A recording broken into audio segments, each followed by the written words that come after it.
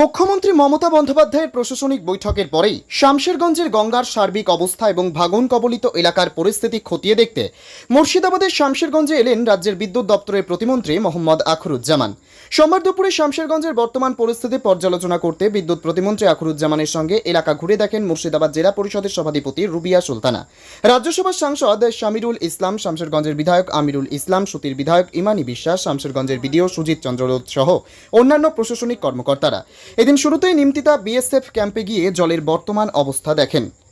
পাশাপাশি বিএসএফের কর্মকর্তাদের সঙ্গে কথা বলেন মন্ত্রী। তারপরেই একে একে গঙ্গা তীরবর্তী দুর্গাপুর, ধুসরিপাড়া, ধানঘড়া, শিবপুর, প্রতাপগঞ্জ, চাচণ্ড, শিকদারপুর এলাকা ঘুরে দেখেন তিনি।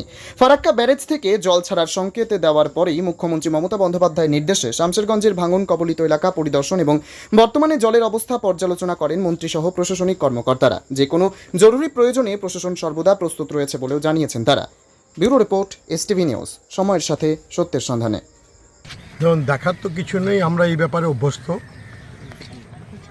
গঙ্গা এবং পদ্মার জলসীমা চরমসীমার উপরে বইতে পারে এরকম একটা আশঙ্কা রয়েছে ফারাক্কা ব্যারেজ কর্তৃপক্ষের উপর থেকে, যেহেতু ঝাড়খণ্ড এবং বিহার থেকে প্রচুর জল নামছে। আমাদের রাজ্যের মানবিক মুখ্যমন্ত্রী এই ব্যাপারে খুব সজাগ এবং সতর্ক।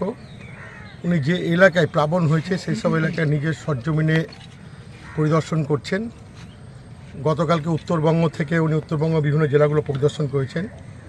সেখান থেকে আমাদের জেলা সমস্ত নেতৃত্বকে আমাদের রাজ্যসভার সাংসদ শামিরুল সাহেবের নেতৃত্বে উনি নির্দেশ দিয়েছেন যে আমার প্রশাসন সঠিক কাজ করলো, আপনার সরজমিনে গিয়ে মানুষকে আশ্বস্ত করুন, মানুষের মনে যেন কোনো আতঙ্ক না থাকে। বিপর্যয় যে কোনো সময় আসতে পারে, এইসব প্রাকৃতিক বিপর্যয় কাউকে বলে হয়ে আসে না। সেহেতু প্রাকৃতিক বিপর্যয় ঘটলেও মানুষের পাশে প্রশাসন, সরকার মানবিক মুখ নিয়ে দাঁড়াবে। আমরা সেই বার্তা নিয়ে এলাকায় এসেছি। পদ্মা এবং গঙ্গা তীরবর্তী যে গ্রামগুলো যেগুলো প্লাবনের আশঙ্কা রয়েছে সেই সব মানুষকে আমরা আশ্বস্ত করছি যে প্রশাসন আপনার পাশে আছে। ভাঙন কবলিত এলাকাগুলো আমরা পরিদর্শন করছি। সরকারের পক্ষ থেকে জানেন যে আমাদের রাজ্য সরকারের সীমিত ক্ষমতা। এই ক্ষমতার মধ্যে যে পদ্মা ভাঙনের দায়িত্ব ছিল কেন্দ্রীয় সরকারের। এর আগে কেন্দ্রীয় একটা নীতি ছিল ফারাক্কা ব্যারেজ থেকে ডাউন স্ট্রিমে 800 কিলোমিটার গঙ্গা এবং পদ্মার ভাঙন এবং প্রতিরোধের দায়িত্ব কেন্দ্র সরকারের উপর ছিল এবং এটা জাতীয় বিপর্যয়ের মধ্যে অন্তর্ভুক্ত ছিল। কেন্দ্রীয় বিজেপি সরকার আসার পরে 2014 সালে কেন্দ্রীয় সরকার আসার পর 2016 সালের পরে এখানকার যে 80 কিলোমিটার ডাউন এবং বিপর্যয় মোকাবিলা থেকে তারা উদ্যোগ করেছে। আমাদের এখানে মানুষ খুব বিপন্ন। আমাদের রাজ্য সরকার সীমিত ক্ষমতা। আপনারা দেখছেন শামশেরগঞ্জে বারবার আমাদের রাজ্যের মানবিক মুখ্যমন্ত্রী নিজে ছুটে এসছেন।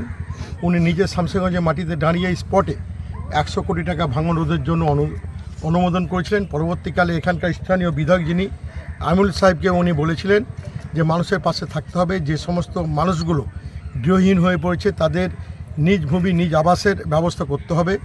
প্রায় 200 অধিক পরিবারকে 243 পরিবারকে আমরা নিজ ভূমি নিজ আবাস রাজ্য সরকারের পক্ষ থেকে আমরা দিয়েছি এবং এলাকার মানুষগুলোর জন্য আমরা সরকারি যে সমস্ত জায়গাগুলো আছে সেই জায়গাগুলোকে আইডেন্টিফাই করে তাদের যাতে বাসযোগ্য ব্যবস্থা করতে পারে সরকারের পক্ষ থেকে সেই পদক্ষেপ নেওয়া হয়েছে।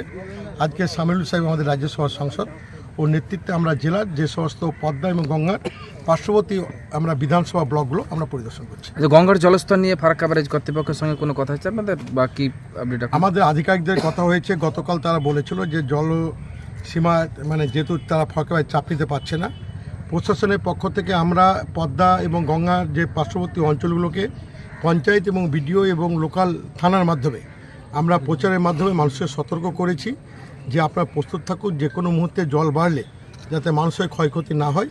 এবং আমরা সরকারের পক্ষ থেকে এবং আমরা যারা স্থানীয় বিধায়ক যারা রয়েছি তৃণমূলের নেতৃত্ব এবং প্রধান, আপনারা জানেন এখানে সমস্ত বিধায়ক আমাদেরই এবং সমস্ত পঞ্চায়েত সমিতি জেলা পরিষদ আমাদেরই। আমরা 30 স্তর পঞ্চায়েত বিধায়ক সহ প্রশাসন আমরা তৎপর আছি মানুষের যাতে কোনো রকম বিপদ না হয়, মানুষের যাতে কোনো রকম আতঙ্ক না থাকে সেই জন্য আমরা সরজমিনে তাদের আশ্বস্ত করছি।